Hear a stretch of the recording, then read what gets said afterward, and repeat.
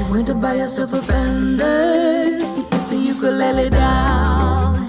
They always seem to use your gender when they're describing how you sound. Sometimes you put a pretty show on, sometimes you turn it up a lot. One day you sing a little folk song, one day you wanna fucking rock. And I am not a damsel in distress, I'm not the wicked witch of the West. I am not a holy high priestess, I'm an enigma, enigma. Went to heaven in the backseat, you never got that angel. Hey, how's it going? Welcome to Tell You What, the podcast. I'm joined here in the Tell You What studios by the executive producer, spiritual advisor to the podcast. Susan is here. Team Tell You What. Team Tell You What. In addition to performing those important duties, Susan is also a big fan of our guest for this episode, Heather Maloney. She is responsible for bringing Heather's music to my attention. For that, I am grateful. It's been said that I've wanted to adopt some of our previous guests. And in Heather's case, I think I just want to kneel down before her and learn. All right. Heather has a great new album out called Soil in the Sky. In the introduction, you heard the song Enigma, which she does as a duet with Rachel Price. It's really beautiful. Also on the album, she sings a duet with Taylor Goldsmith from Dawes. We talk about that a little bit during the episode. So, Susan, last week here in the studio, we had a show with Heather Maloney. She performed here for a small group of people. And I want to talk about that for a minute because in the podcast, in our discussions with Heather, we usually do talk about live performance, but we didn't really get a chance to talk about that because she had so many great insights to give us about her creative process and the album. So let's talk about that performance. How would you describe it? I would say there were a few other people in my camp prostrate before Heather. It was captivating, right? At some point during the show, Heather said she tries to remain present during her performances. I would say that was an understatement for how she presented herself. There was an intensity, right? But in between songs, she was very entertaining with stories that introduced and explained the songs. I think the audience, everyone in the audience cried. There was some crying. There was some crying. There was a lot of laughing. Everyone was entranced from start to finish. Would you agree? Mm-hmm. So you can go online and see some videos, live performance videos of Heather's. In fact, this episode is being recorded around the 50th anniversary of Woodstock, and Heather has recorded with another Tell You What favorite band, Darling Side, a great, interesting version of the song Woodstock. You should check that out. Check out some other ideas, some other videos. You'll get the idea of her performance. But what you really should do is go to her show. And when you do, you'll say, hey, you know what? Mike was right. And I will say, actually, Susan was right. As is usually the case. So, if you like this episode, and I think you will, please check out some of our others. I think you might find your next favorite artist.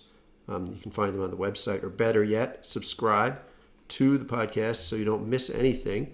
You can subscribe on iTunes, Google Play. We are now on the Spotify, and we're now evidently on something called Stitcher, which the kids are all using, I'm told. So, check us out on those places and tell a music-loving friend about us. So let's do this. What do you say, Susan? Yeah, bring it on. Let's get to it. Here's our discussion with Heather Maloney. I am not a lady you can tame. I am not a girl that you can shame. I am not a woman you can name. I'm an enigma. Enigma. Enigma. Enigma. Enigma.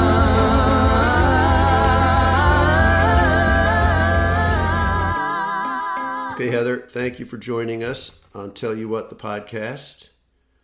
I hope you are enjoying the new studios here at the top of the Tell You What Towers, the Epiplex. Loving it, absolutely. See all the way across the lake from up here on the 21st 100th floor. No, but thanks for coming by and taking the time. We really appreciate it.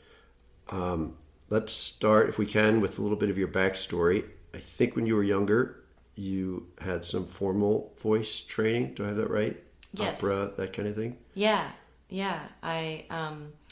I studied classical operatic vocals and some classical music theory. Definitely far from what I'm doing now. Is that where it started, or was that just in addition to the more, the folk kind of stuff you're doing now? It's not exactly where it started for me, but there was definitely a moment around then that I thought, I'm going to be an opera singer. Oh. And chased that for a little while. And even though I'm very far from an opera singer at this point, it's still very much informed how I think about singing, how I've been able to sustain my voice for almost 10 years of touring and not do harmful things with it. Right. And on the other side of that coin, I've really had to unlearn a lot of operatic training too. So, But what do you mean by that? What would be an example? I guess? Letting go of control, allowing myself to kind of use vocal textures that aren't acceptable or encouraged. Standard. Yeah. So there's a lot that I've hung on to and a lot that I've let go of. Mm-hmm. Yeah. All right, so I'm going to jump ahead here in my areas of discussion because we already hit on something. So you have a really powerful and expressive voice, obviously based in your early training. So can you talk about using your voice as an instrument, maybe in terms of how maybe it enters into the creative process for you? So when you are writing, are you thinking about vocalization or the interesting vocal arrangements that you end up with as part of that process? Oh, am I thinking about... Yes, some of the time, but admittedly not most of the time. Usually the writing process for me is incredibly devoted to the story or the message or the character. Like I'm really interested in stringing together the right lyrics to paint the picture, and right. and then later on, usually I'm thinking about how I'm going to use my voice to then further that story. But it's very story centric for me usually. Do you use the guitar when you write to find the melodies, or do you hear them in your head maybe as your voice? Definitely hear melodies in my head first, yes. And then the guitar is secondary. Okay. All right, we may get back to that. Yeah. So you're getting opera training, thinking you want to be an opera singer. Then what happens? Then I'm a perfectionist, and in my early 20s, sort of to an unhealthy degree, and really lacked a lot of balance, and didn't really take a lot of mental health care. Mm-hmm. And I pushed myself really hard with training and studying, and and between semesters I would get really depressed, and I wouldn't really know what to do with, that empty space when I wasn't just filling it with everything I could. Right. And it got to a point, like 2.5 years into that pattern, where I'd push myself to exhaustion, and then just be on 10 all the time, mm-hmm. and then crash. And I went through that up to this point where I was like, okay, a change has to happen. This isn't sustainable. And so I discovered meditation. One summer I went up. I was in New Jersey, and I went up to a meditation retreat that I found in central Massachusetts.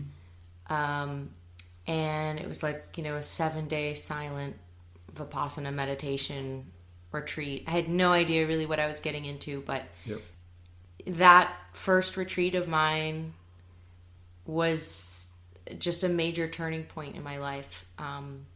The 1 week. That retreat. 1 week, yeah. It just changed my perspective, to this day. When I went back into the school year, I just couldn't get it out of my head. I just constantly had this little voice in the back of my head going, "You've got to chase that." That what you touched on in your experience there in the meditation retreat is so true and important that you've got to go chase that. So I ended up dropping out and quitting music entirely. Okay. And moving to a silent meditation retreat center. And I was there, I ended up being there for 3 years. Wow. And it really was the best thing I could have done for myself at that point in my life. And for maybe a year and a half, I was really, really focused on the practice. Right. And then, speaking of hearing, a melody in your head, so I had been studying music. I had never been a songwriter, but always in love with music and always drawn to it and always a singer.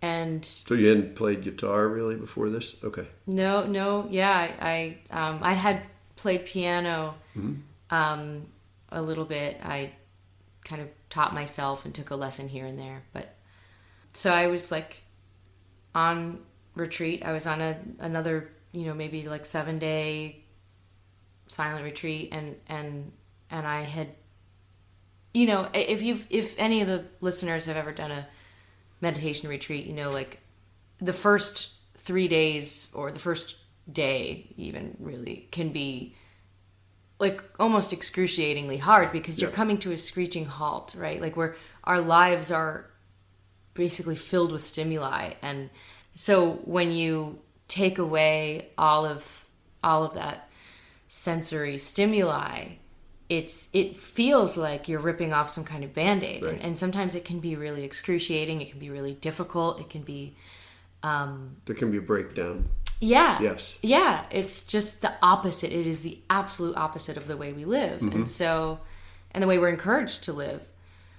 So I was on this particularly difficult retreat, and day 3, I was in it on day 3, and my mind won't stop. Just, my thoughts are just constant, and I'm like, I'm not peaceful at all, and I don't have any centeredness, and I can't follow my breath for the life of me, and I'm just unable to get to a place of stillness, and I'm trying, and then you have to try not to try, and then it's just frustrating.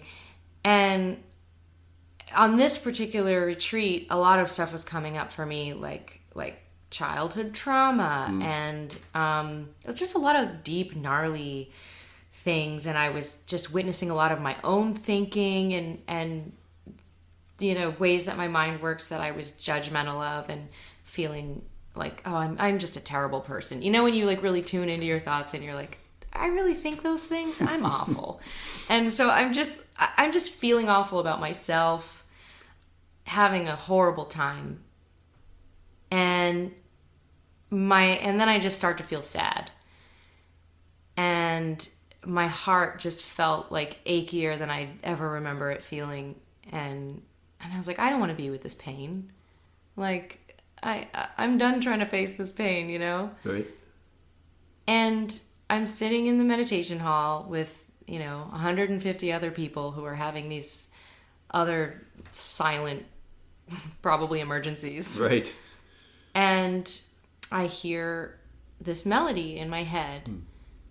And it came with words. And it was And the words were, "If your heart is aching, let it ache." Oh. And it became kind of like this little mantra for me, and I followed it. And as I followed it, it became a song. Mm-hmm. And in a way, I was kind of singing myself this lullaby and like saying, okay, just let yourself be awful. Let yourself hurt. Let yourself be a jerk. Let yourself be a bad meditator. Let yourself do this. Let yourself do that. And it just, it was a really defining moment for me as a writer, because when the retreat was over and I wrote down it in song form and sitting there looking at it, I just remember thinking, this is it. Like, this is what I'm going to do.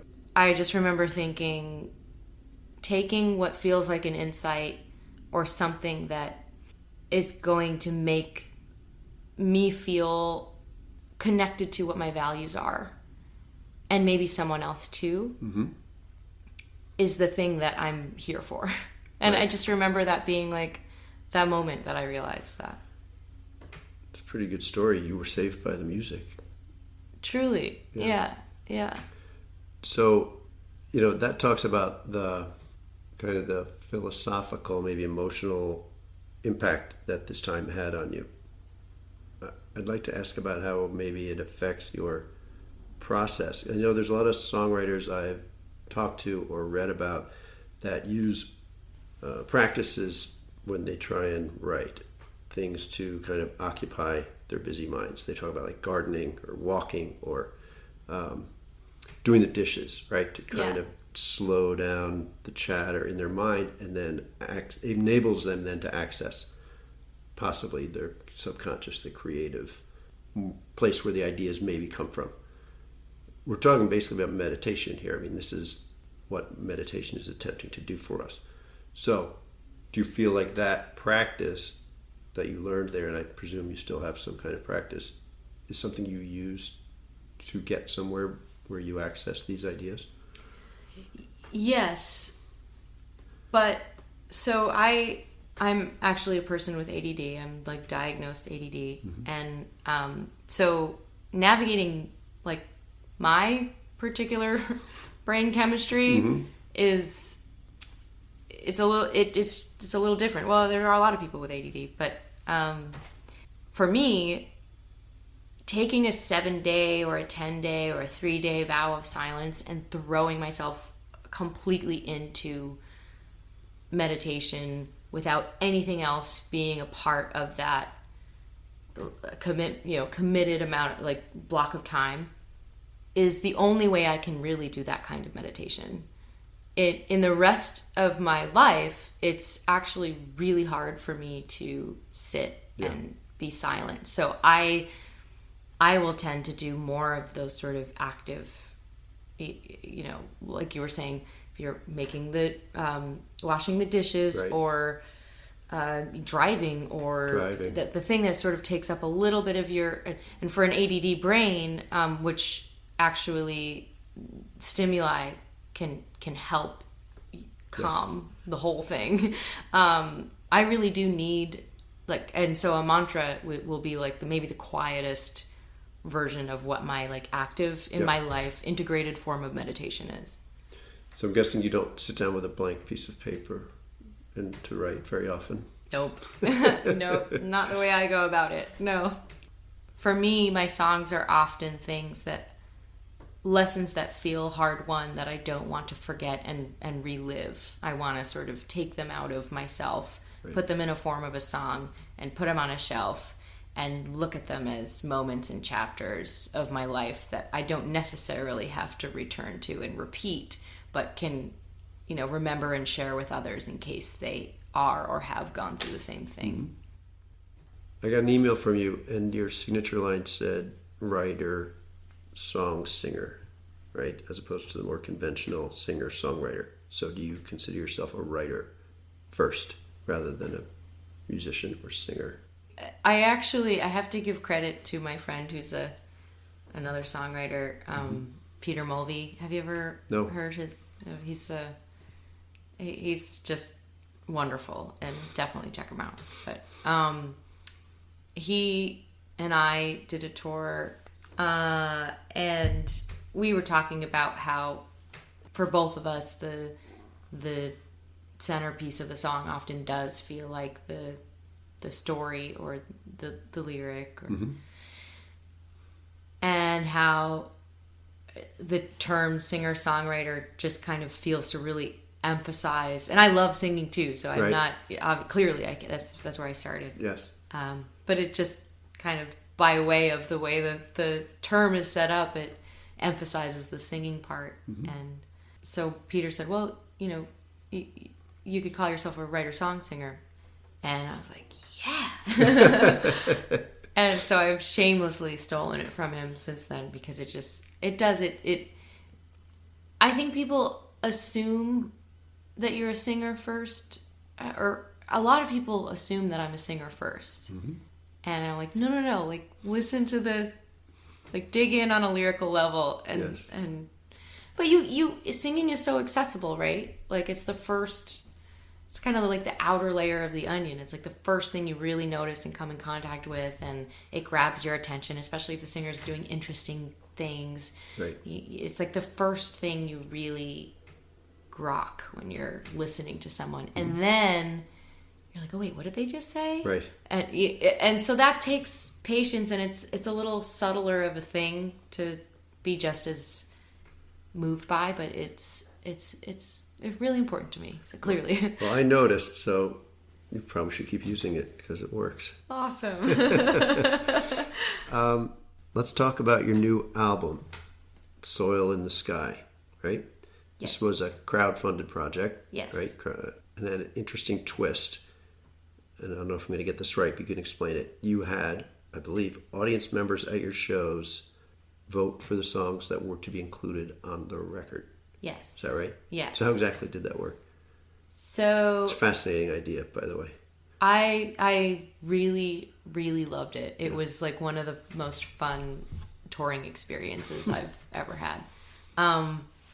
Basically, there was a moment a few years back where I had just kind of had a writing spurt for a time, and my back catalog of unrecorded songs like built up to a place where I had way more than I needed for just a single record. And I just thought, okay, I've got like 40 songs that I think I would put on a record right now, and that's never really happened to me. And I was like, what am I gonna do? Triple record. Yeah, well, it's hard to whittle them down. It's really hard. Yeah. They feel like your babies, and then they end up on a chopping block. And Right. so I was like, what am I gonna do? How am I gonna whittle these down?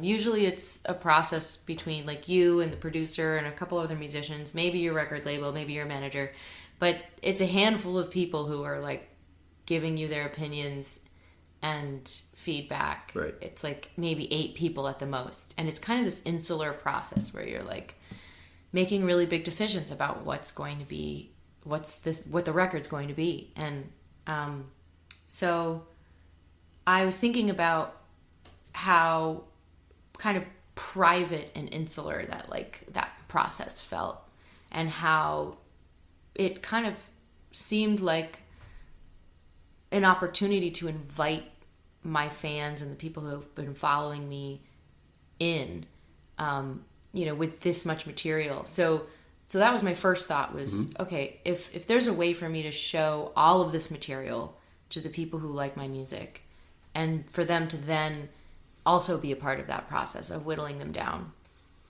that would be really cool. Right.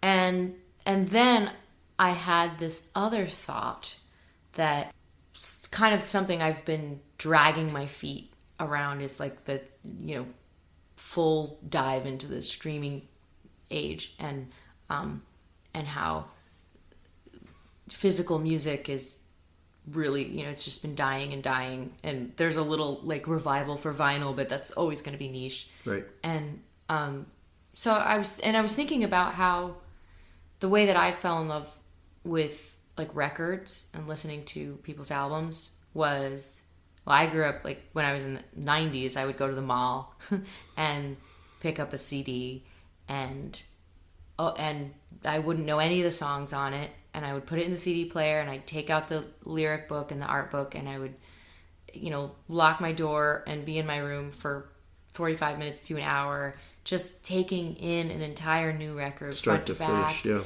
and reading along to the lyrics and taking in the art. And it was like this immersive Yes. hour of my life that made me fall in love with records. And that ritual, I realized like so many people will never have that. Basically after, I'm like an older millennial, I guess, like younger millennials and on won't have that unless they really seek that out. Right. And so I was thinking about how I wanted to pay homage to the album insert in some kind of way. And then with those two thoughts that I had, I one day just thought, oh my gosh, I've got to do a tour where I do entirely new music, like you would when you pick up a new record. Right. And I'll project behind me the lyrics and some art so that it's sort of this live homage to buying a new record and taking it in. And so That's great. I called it Projector, and every night I would play an entire set of new music. My fans knew that going in, that they weren't going to hear the oldie but goodies. Mm-hmm. And at the end of the night, every night, I did this for almost 2 years across the country. There were little, I called them ballad slips, on everyone's seat, and they would pick their top 3 songs that made the biggest impression on them or they resonated with the most in that during the night. And they would vote for the ones that they liked the most. And what I found was that, well, first of all, having the lyrics behind you when you play a new song it's really powerful, because when you play a new song, people are taking in so much that they don't often really hear what the message is in the song. So this kind of fast forwards them a little bit by seeing the words. Exactly. They felt like a more immediate familiarity with the music, and which was at first was terrifying to me, that I was about to play like sets of new music to everyone, because that can be really hard for a listener. Right. But I just found that something as simple as projecting the lyrics was like, it was so powerful in creating that immediate connectivity to the material. And at the end of the night, people voted, and like I said, I did this solo and I did this duo with my longtime collaborator, Ryan Hummel.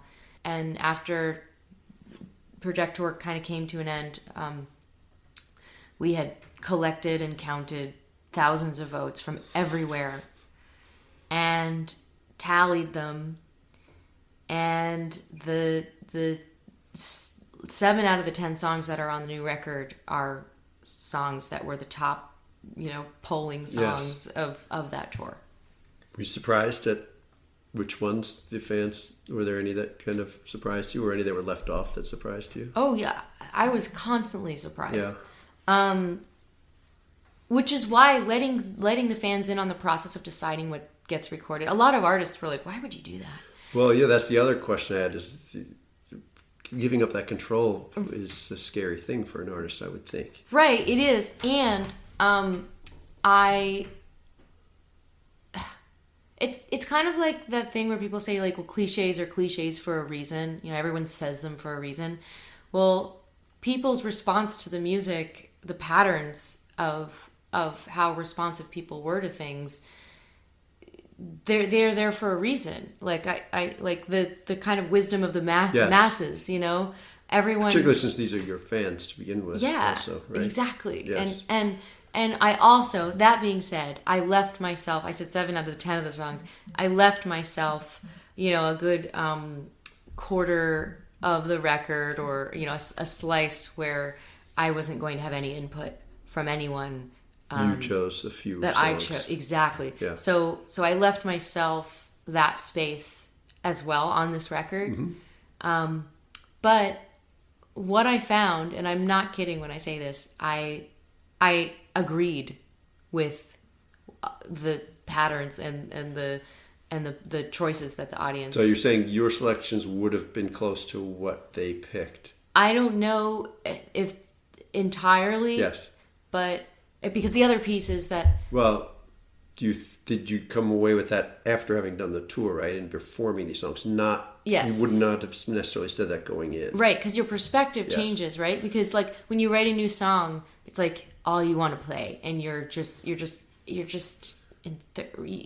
so enthusiastic about it. Best thing I've ever done. Yeah, right. It's just like it's, and but you don't have a lot of perspective because it came out of you, and you've got to kill your darlings,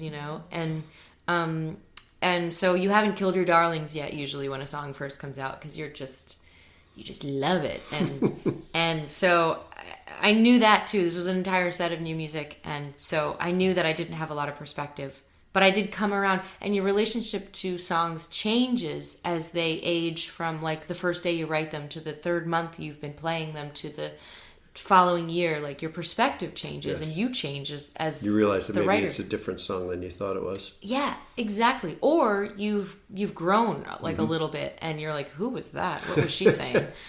So it's giving myself the space to have a different relationship to each song and let that be like sometimes even informed by what other people's relationships to the songs were was really fascinating and like enriching. Right.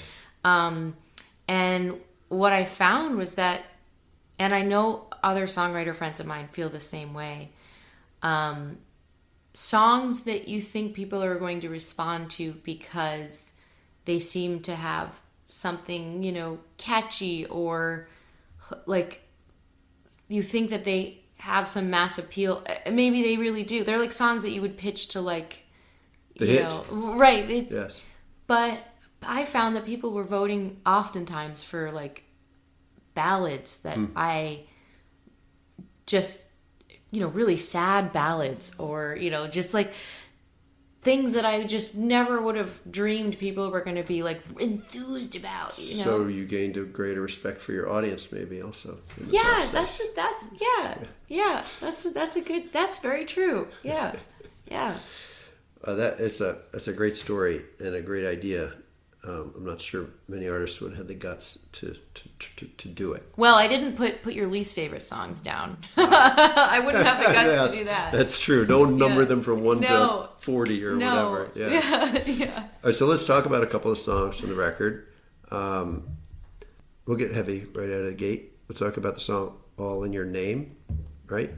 So when I listen to the song, I mean the lyrics are pretty clearly about losing someone in someone's life, right? They're gone. But I kind of hear this as an optimistic song, in that the message is kind of that the people we lose are never really gone because they are part of us and part of our world. And that's at least what I took from this song. I appreciate the way that you listen to it. It's I've described that song in that same exact way. Okay. And it's I just appreciate that you see like the light and the dark in it, because it is dimensional to me in that way. It's not just, and I've got plenty of songs that are just the gnarly dark, we're in it and there's no light coming in. But this song, it's definitely one that came from some pretty deep pain and some pretty direct contact with loss. And it also it's comfort. Okay. It's finding that weird comfort in the middle of the darkness of loss. And that's exactly what it is. I mean, you just described it. Yeah. Ain't those your keys there on the table? And they've gone everywhere you go. They opened every door you walked through, turned every engine on your road. I'd run those keys out to the driveway, joke that you wouldn't have gone far, and now you're further than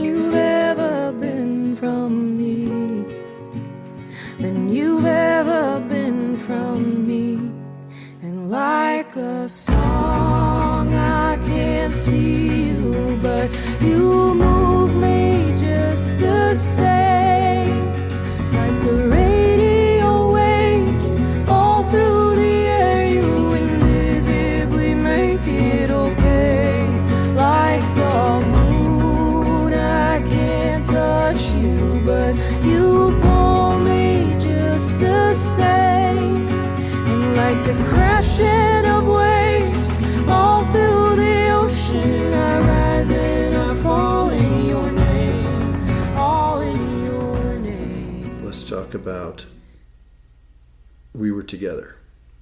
I noticed that, well, first of all, this seems to be a love song, which you don't write a lot of. Am I right about that? So that's interesting. It is features Taylor Goldsmith with singing with you. When you wrote the song, were you hearing two voices? Was this a duet, or did that kind of have to be thought about later?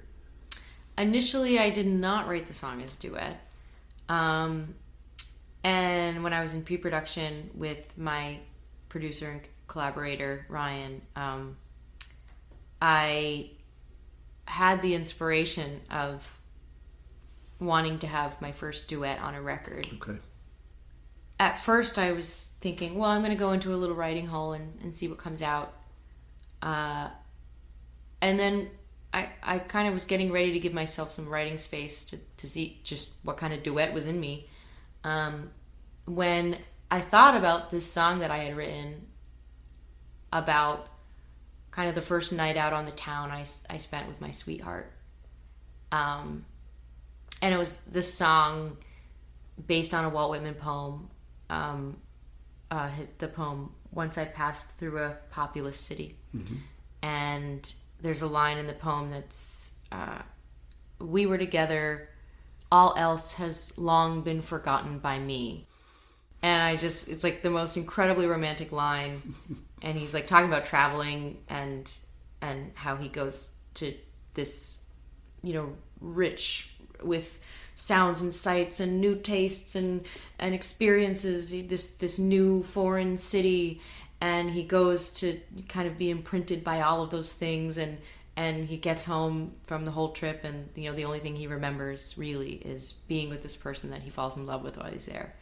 So the poem is often misquoted as we were together, I forgot the rest, which is much less wordy right. than the actual quote from the poem.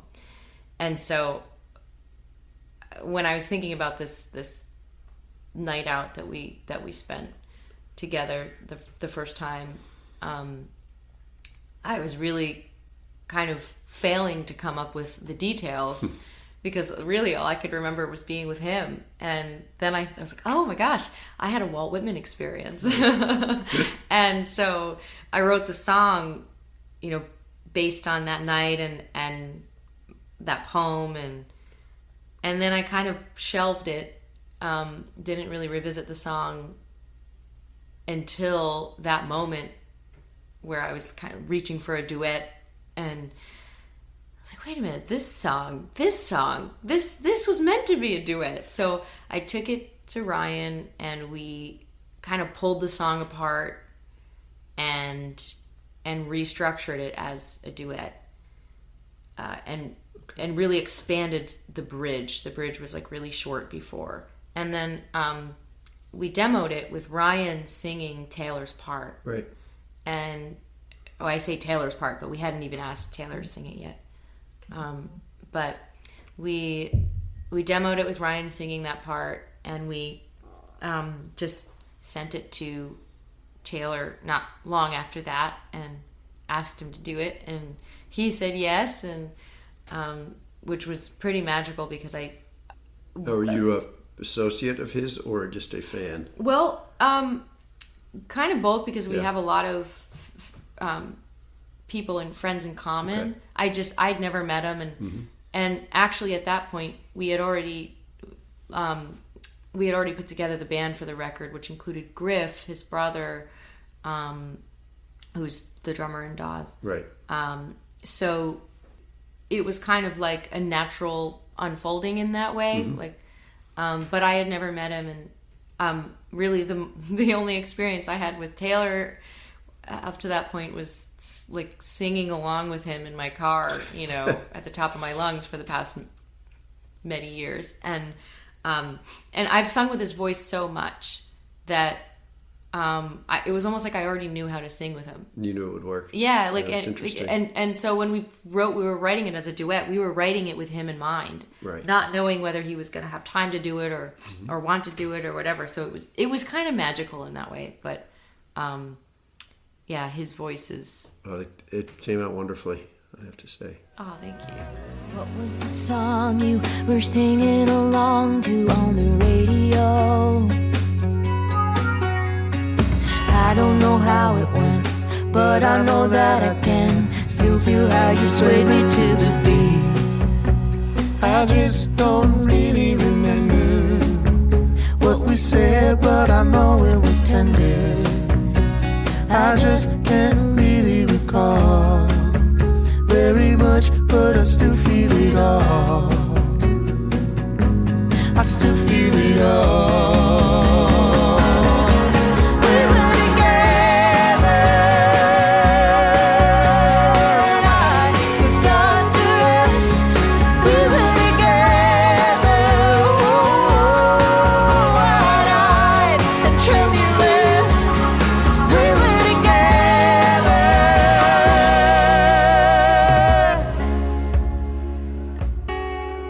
All right, let's talk about Oklahoma Lullaby, the Dust Bowl story, right? The album title, Soil in the Sky, is in fact from this song a vivid description of the Dust Bowl itself, Yeah. right? So how did you come to this story? I watched Ken Burns' documentary on the Dust Bowl, Okay. and the way that he told the story, I mean, he's one of my favorite storytellers. And he's telling stories, he's telling real stories. Yes. But he tells them in a way that is both factual and really emotional and really just grabs you, in your head and in your heart. And so I was watching the story of the Dust Bowl, and one thing that I learned while watching his documentary on it was that it was the biggest man-made natural disaster in our history. Right. And just the fact that we didn't know that we were the cause. Right. Because we were farming places where we should not have been farming. Just really like uninformed Yes. agricultural habits. Right. And basically over farming and farming way too much of the surface, and eventually like created all of this erosion, and it was just a mess, right? Yep. And I'm not going to do it any justice or tell it like he did, but we created this incredible mess. And the part of the way that he told the story that really, really got me was when he was describing the people living there while the dust storms were happening.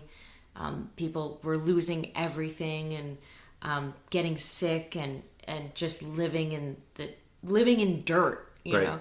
know. The part that really got me was that he described how they felt that disaster around them was like an existential crisis. It was because God was upset with them, or because they were down on their luck, or like there was this sort of outer cosmic reason for the disaster that was just completely wrecking their lives. And it just struck me that it was like very, very specific, direct reasons, like made by people. Yes. And so the chorus of my song says, like, I don't know how we came to deserve this. Right. And that's the feeling that I was getting watching this documentary. And it gave me this really eerie sense that we as humans have done this throughout history over and over again. And it gave me this really eerie feeling like, oh, right now we're doing that. We're doing it again. Yes. And we're going to say, as things get worse, that we don't know how we came to deserve it. And it just made me, I have to write this song. Yeah. I have to write this song. above us, the blackest of dust. In the middle of the day, I was harvesting the hay from noon to midnight. In 10 minutes time, we ran to shelter. I sang our boy a lullaby.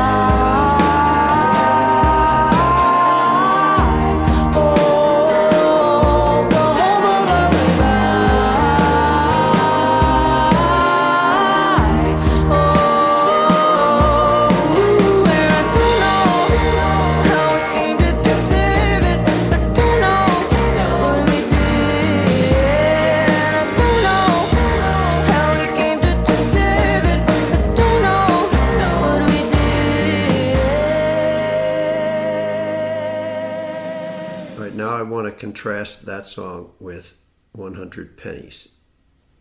I get the impression this is a personal story, right? And the imagery of 100 pennies in a Ziploc bag, by the way, is very strong. I have to say that. But now we're talking about two different kinds of writing here, right? Oklahoma Story, you're kind of telling someone else's story, right? A character, if you will. Versus, I'm assuming this song, or maybe in other songs of yours, kind of telling personal truth or using personal truth to write the song. Can you talk about the different ways of producing those songs? Yeah, that's a really great question. Well, this is what I do. Great question. Yeah, it's really I just really appreciate the way you dismantle and understand songs. Yeah, so I love writing about other people's experiences just as much as I love writing about my own, and inevitably I'm going to, just because I'm writing from this being, I'm going to end up in things, and I always try to really take on other people's perspectives when I write. Like the character in Oklahoma Lullaby is a farmer, and he wants to be a farmer. He's leaving. He takes his family to kind of cash in on the big wheat boom that was happening. Right. And I write it from his perspective, but I won't even go into the ways that I end up in there, but I do. And also, in a way, I'm writing kind of for us as the human race. Okay. In that song, so it kind of feels like we're this family and we're kind of like screwing things up right now in some pretty crazy ways, and if I tell this story about us, like maybe that will shift some thinking, you know. So that says the character is the vehicle, yeah, for the story. Exactly. Okay. And then a song like 100 Pennies, that is very much just about me healing something that I went through personally. Mm-hmm. The character is me. I'm not trying to get across a bigger message about a bigger thing, including all of us. It's pretty singular in that way. They saw me sit alone, broken, that's what they called my home. So they sent me away with my milk and my tray. Ooh.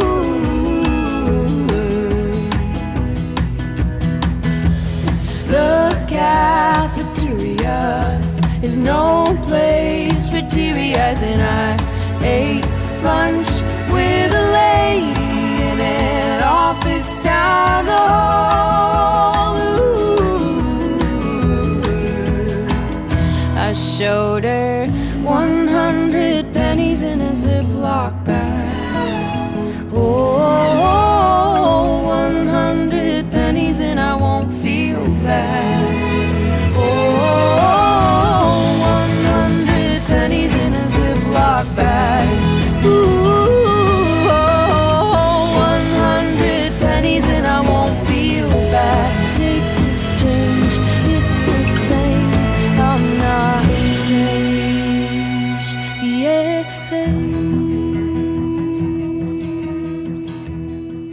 Okay, let me finish up with one question.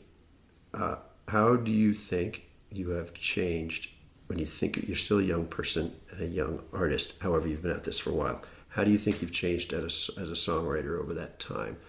Are there things you've gotten better at? Has your process changed that when you look back, you can see how things are different than they were when you're just trying to figure this out?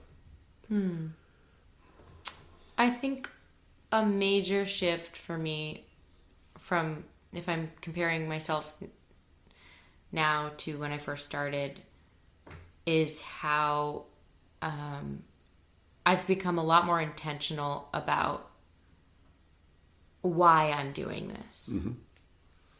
I was pretty intentional in the beginning, but I think very susceptible to a lot of the misconceptions that people have about this industry, which have to do with success. Right. Like, I think we're taught that you are either rich, famous, a star, and, on all of the radio stations and playlists and everyone knows who you are, or you're completely struggling, you're a starving artist, you're striving to make it, you're not happy with where you are. Right. And there really is no in between. And I think I really took on that narrative just because I had it in myself, but also it was encouraged. It's still encouraged. When I am on the road every day, people say, "Oh, you're going to make it. Keep going, good for you." And, it's like, I don't think that people realize that there is a middle class of musicians. And when you get a firm footing there, you have made it. Right. And you're doing it. And it's enough and it's okay. And and you're living an incredibly rich life and you're paying your bills. And yes, you're not Beyonce, but you're not something to be pitied. Right. So I've had to do a lot of work, and I constantly have to do a lot of work because it's always coming. It's always being fed to me, those lines. Yes, there's an industry apparatus that feeds it as well. Exactly. Right. Exactly. So it's now I've really honed in that intention to take as much joy as possible with exactly where I am, and to be happy and proud, mm-hmm. and enough. Yeah. That's a big shift from the beginning. It's exhausting to be chasing something like that, Well, that's a very good answer. Sounds like you're in a good place. I'm doing my best. All right, Heather, thanks so much for taking time. This was a great talk. Well, thank you so much for having me. Thank you for the incredibly quality questions. Okay, folks, we did it last time and it was great. So Heather has graciously agreed to try performing a song live here in our studio. So let's see if we can do that, Heather. Ooh, amazing. What do you have for us? Well, I was thinking I might do something from the new record. Yes. This is called What I Don't Know 2. I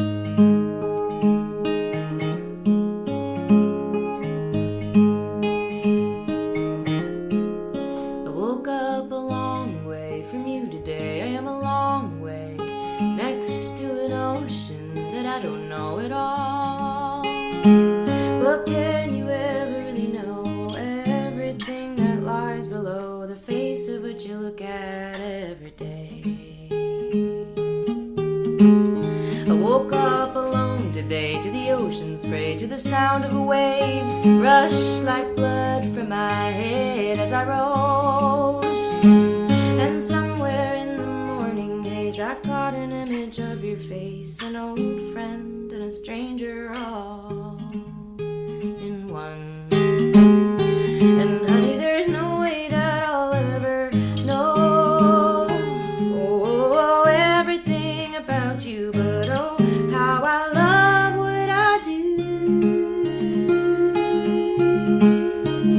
Honey, I love what I don't know too.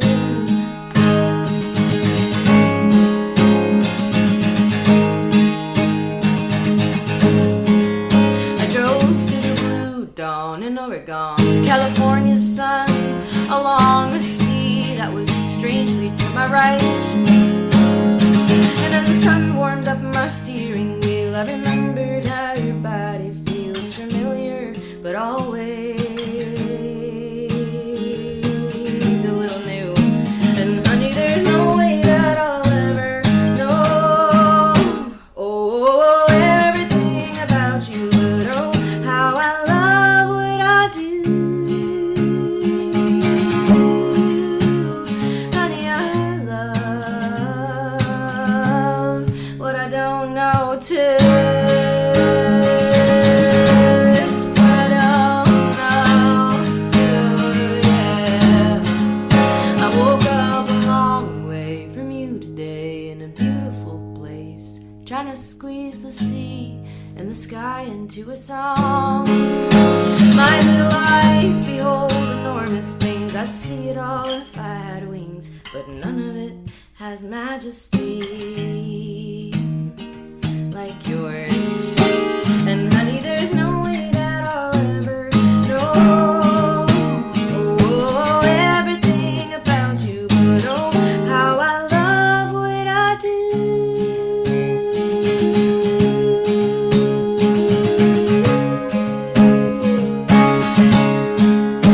And honey, I love, baby, I love, honey, I love, honey, I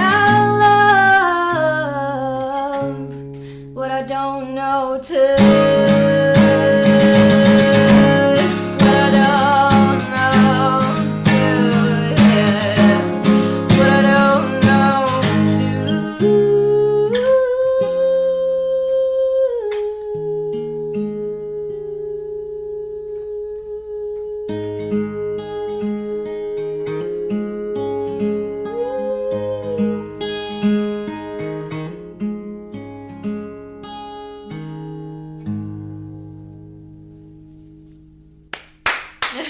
Wonderful. Heather, thank you so much. That was great. Thank you so much. Thanks for having me. All right.